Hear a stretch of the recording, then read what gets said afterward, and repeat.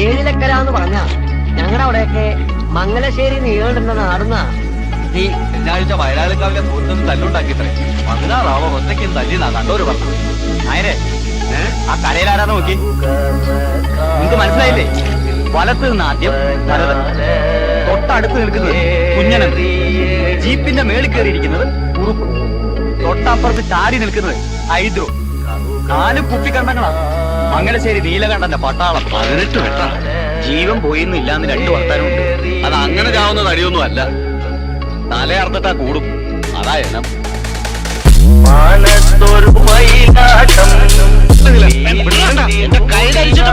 നേരിട്ട് പിടയ്ക്കാൻ അറിയാൻ പാടില്ലാഞ്ഞിട്ടല്ല, ഏതോ നാട്ടിൽ പോയി 4 പുത്തനുണ്ടാക്കിയ നഗലിപ്പ് മംഗലശ്ശേരി നീലാണ്ടനോട് കാണിക്കാം. 10 ആളിന്റെ ബലവും ഇരുട്ടിന്റെ മറവും ഇല്ലാതെ നേർക്ക് നേരെ നിനക്കൊരു ചുക്കം ചെയ്യാൻ കഴിയില്ല. ഇത് നീലകണ്ഠന വെറും വാക്ക് പറയുന്ന ശീലം എനിക്കില്ല. താനെന്താ ഭീഷണിപ്പെടുത്തുക? എന്റെ ഭീഷണി എന്ന് പറഞ്ഞ ചില ഊച്ചാളി രാഷ്ട്രീയക്കാരെ കൂട്ട് സ്ഥലം മാറ്റിക്കളയൊന്നുമാവില്ല. ഒന്നളഞ്ഞാൽ നിനക്കതിന് കഴിയില്ല. തീർക്കാൻ കണക്കുകൾ ബാക്കി വെക്കുന്ന സ്വഭാവം എനിക്കില്ല.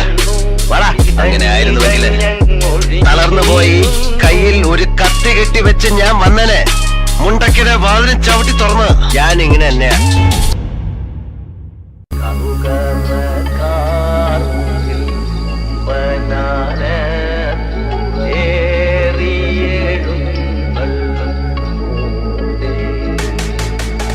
പഴയ നീലകണ്ഠനെ മറക്കാൻ ഞാൻ തന്നെ ശ്രമിക്കാം.